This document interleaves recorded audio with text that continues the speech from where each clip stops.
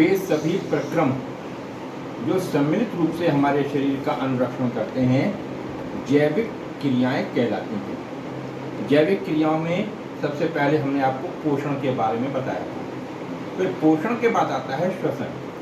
आपको पता है पोषण के अंतर्गत तो हम भोजन ग्रहण करते हैं और भोजन ग्रहण करके उसको पाचन करते हैं। पाचन करने के बाद फाइनली वो जो ग्लूकोज में परिवर्तित हो जाता है तो हमारे शरीर में उसका स्वांगीकरण होकर चला जाता है। हमारे ब्लड के द्वारा पूरी शरीर में पहुंच जाता है ग्लूकोज, लेकिन वो ऊर्जा नहीं बनती, उस समय ग्लूकोज बनकर हमारी बॉडी में रहता है। लेकिन हमें भोजन से चाहिए ऊर्जा, तो ऊर्जा प्राप्त करने के लिए श्वसन बहुत जरूरी है।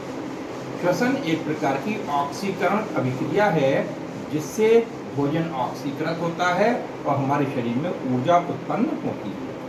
ये मैंने परिभाषा लिखाई है।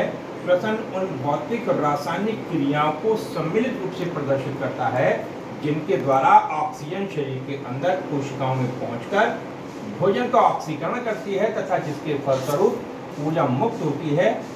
श्वसन एक अपचायी अभिक्रिया है, ये कैटाबॉलिक रिएक्शन।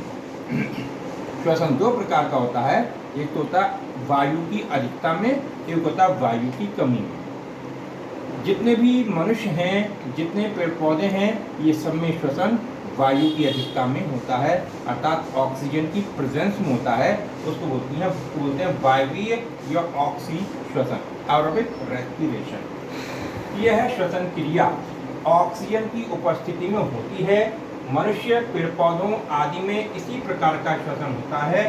इसमें ग्लूकोज जो हमारे पोषण में बनता है, ऑक्सीकरण द्वारा पूर्ण रूप से कार्बन डाइऑक्साइड और जल में विघटित हो जाते हैं और 38 एटीपी अणु ऊर्जा के मिलते हैं।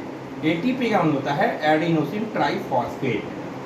ग्लूकोज का ग्लाइकोलिसिस कोशिका द्रव्य में होता है। एक अणु ग्लूकोज का लिया है, जिससे पायरुविक अम्ल के दो अणु बनते हैं। क्रेब्स साइकिल चलती है। क्रेब्स एक साइंटिस्ट नाम था, उसने इसको अध्ययन किया था, इसलिए कहते हैं क्रेब्स साइकिल। उसमें ऑक्सीजन से रिएक्शन माइटोकॉन्ड्रिया में होता है। माइटोकॉन्ड्रिया में कार्बन डाइऑक्साइड के 6 अणु, पानी के 6 अणु और 38 अणु एटीपी के तैयार होते हैं। ये तो होता है वायवीय श्वसन। लेकिन अभी मैं बता रहा था मनुष्य में अवायवीय श्वसन भी होता है और मनुष्य के अलावा सूक्ष्म जीवों में जैसे ईस्ट में, बैक्टीरिया में, इनमें अवायवीय श्वसन भी होता है। अवायवीय श्वसन में ऊर्जा या तो कम चाहिए या बिल्कुल नहीं चाहिए। यह श्वसन ऑक्सीजन की कम मात्रा में अथवा अनुपस्थिति में संपन्न होती है। सूक्ष्म जीव जैसे ईस्ट तथा कुछ जीवाणु अवायवीय श्वसन ही करते हैं। इसमें ग्लूकोज, एथिल अल्कोहल व CO2 में विघटित होता है और ऊर्जा मुक्त होती है। अब आप कंपेयर कीजिए, यहाँ ग्लूकोज था, यहाँ भी ग्लूकोज है, यहाँ ग्लाइकोलिसिस हुआ, यहाँ भी ग्लाइकोलिसिस हुआ, कोशिका द्रव्य में हुआ, यहाँ पायरुविक बना, यहाँ भी पायरुविक अम्ल बना। एक ही बात है इसको लिखने का, लेकिन यहाँ पर डिफरेंस आ जाता है। यहाँ क्रेब्स चक्र चल रहा है माइटोकॉन्ड्रिया में, यहाँ क्रेब्स चल रहा है कोशिका द्रव्य में ही, माइटोकॉन्ड्रिया का यहाँ पर रोल नहीं है। और यहाँ पर बनता है कार्बन डाइऑक्साइड जो हम सांस में निकाल देते हैं, पानी और 38 एटीपी। यहाँ बनता है एथिल अल्कोहल। आपको मालूम है एथिल अल्कोहल क्या होता है, इससे नशा भी हो जाता है। ये कार्बन डाइऑक्साइड गैस है और यहाँ केवल 2 एटीपी बन रहे हैं, यहाँ 38 बन रहे हैं, यहाँ 2 बन रहे हैं। मतलब कहने का ये यहाँ पर ऊर्जा बहुत कम बनती है। क्यों कम बनती है? क्योंकि यहाँ ऑक्सीजन बहुत कम है। हमारा शरीर जब बहुत परिश्रम करता है या एक्सरसाइज करके आते हैं तो हमारी मांसपेशियों में दर्द होने लगता है। उसका कारण क्या है? हमारे शरीर की मांसपेशियों में उस समय इतनी अधिक ऑक्सीजन नहीं होती जितना कि वायवीय श्वसन के लिए जरूरी है। तो उस स्थिति में अवायवीय श्वसन हमारी मांसपेशियों की कोशिकाओं में होता है, जिससे लैक्टिक एसिड बनता है।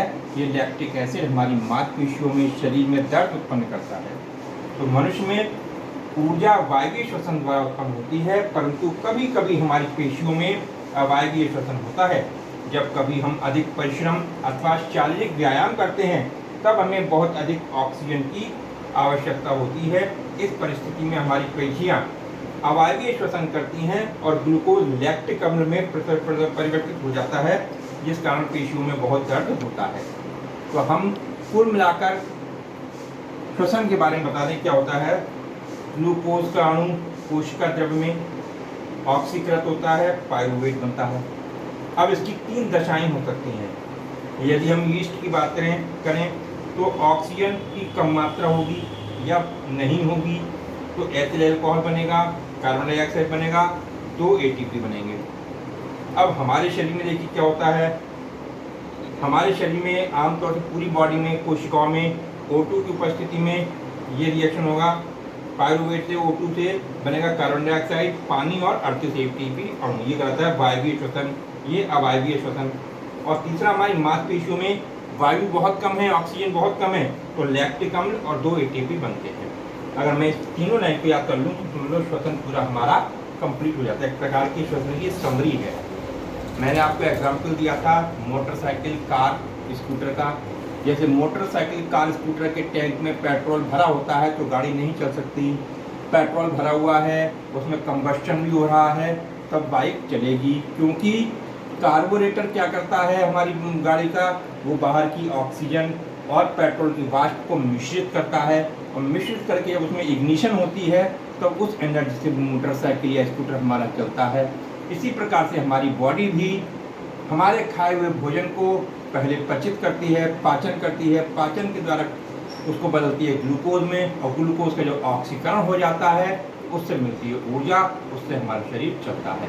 इसलिए हमारे शरीर को ऊर्जा प्राप्त करने के लिए पोषण के साथ साथ श्वसन भी जरूरी है।